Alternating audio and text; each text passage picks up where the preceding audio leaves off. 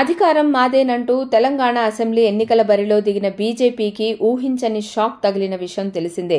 అయితే లోక్సభ ఎన్నికల్లో మాత్రం తెలంగాణ ప్రజలు తమ వెంటే ఉంటారని లాజిక్ చెప్పారు ఆ పార్టీ సీనియర్ నేత మాజీ మంత్రి ఈటెల రాజేందర్. అసెంబ్లీ ఎన్నికల్లో కాంగ్రెస్ కి ఓటు వేసిన వారే లోక్సభ ఎన్నికల విషయానికొచ్చేసరికి బీజేపీ స్టాండ్ తీసుకుంటారని అన్నారు.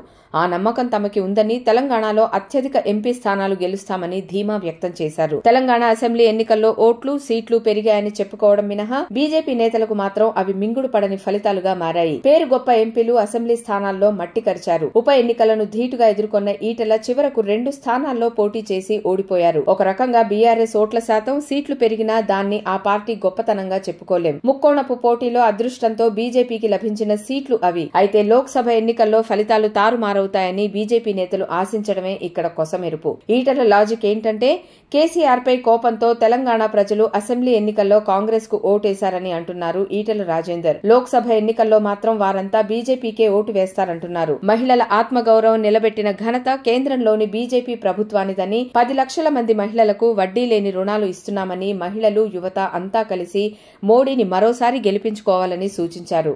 గత కాంగ్రెస్ పాలనలో ఎక్కడ చూసినా కుంభకోణాలేనని, మోదీ నాయకత్వంలో ఎలాంటి మచ్చ లేకుండా బీజేపీ ప్రభుత్వం కొనసాగుతోందన్నారు ఈటెల. అసెంబ్లీ ఎన్నికల్లో కేసీఆర్ పై కోపం ఉన్నవారు కాంగ్రెస్ కి ఓటు వేస్తే 6 గ్యారంటీల విషయంలో అసంతృప్తి ఉన్నవారు ఇప్పుడు బీఆర్ఎస్ ని ప్రత్యామ్నాయంగా ఎన్నుకుంటారు. కానీ బీజేపీకి ఎందుకు ఓటు వేస్తారో ఈటెలకే తెలియాలి.